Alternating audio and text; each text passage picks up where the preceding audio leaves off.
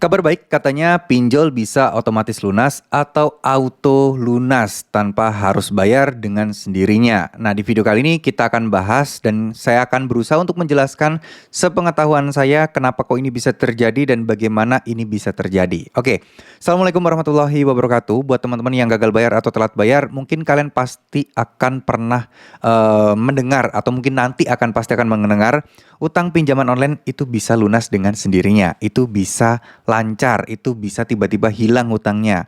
Nah, bagaimana caranya? Nah, ini sebenarnya berkaitan dengan pelaporan data. Berkaitan dengan performa dari sebuah aplikasi pinjaman online yang harus dilaporkan kepada OJK. Semakin banyak yang gagal bayar, tentu ini akan memengaruhi indikator-indikator penilaian kinerja dari pinjol tersebut. Di mana OJK tersebut itu punya kriteria-kriteria di mana OJK juga punya semacam kayak apa ya istilahnya. Indikator bahwa pinjol ini layak nggak sih dipertahankan izinnya? Indikator pinjol ini benar-benar kerja sesuai dengan aturan nggak sih? Apakah ada pelanggaran nggak sih? Nah, itu yang harus difokuskan ya.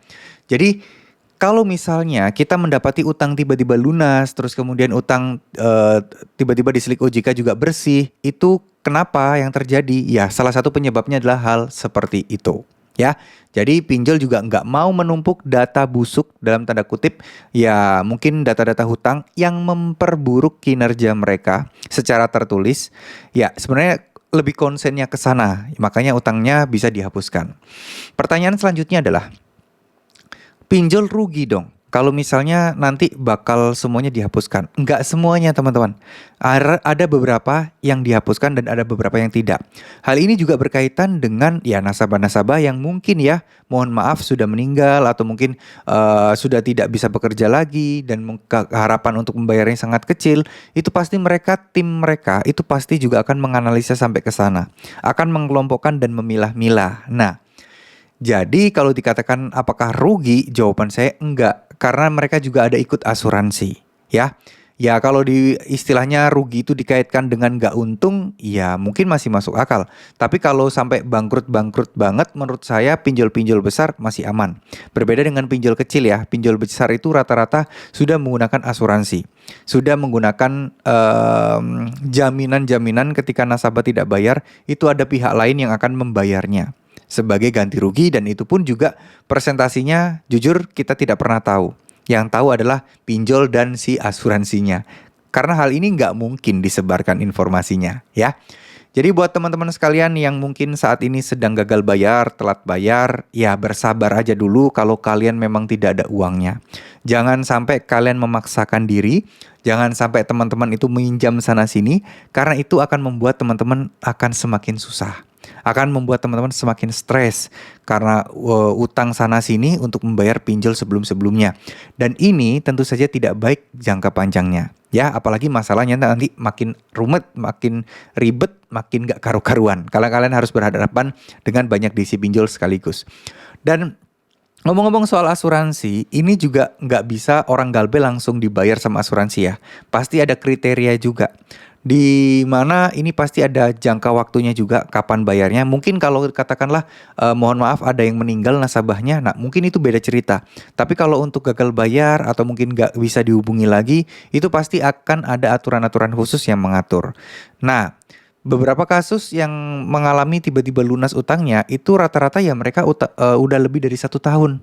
Udah mungkin nggak pernah dihubungi lagi, sudah tidak ada penagihan lagi. Nah, rata-rata seperti itu. Bukan yang baru-baru galbay terus langsung sebulan 2 bulan lunas, enggak ya.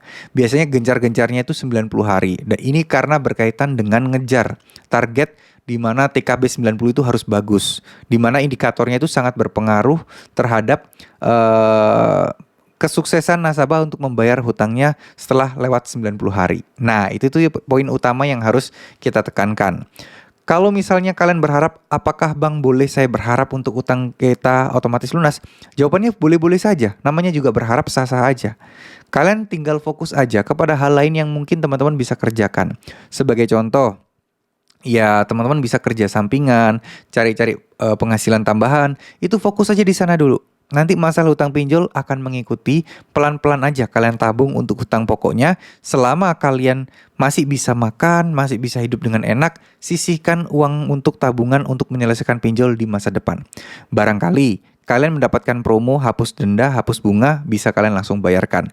Barangkali tiba-tiba hutang kalian dilunaskan ya. Jadi uang kalian ini masih bisa kalian manfaatkan untuk hal yang lain. Intinya adalah tetap bersabar, semuanya pasti akan ada solusinya dan ada jalannya.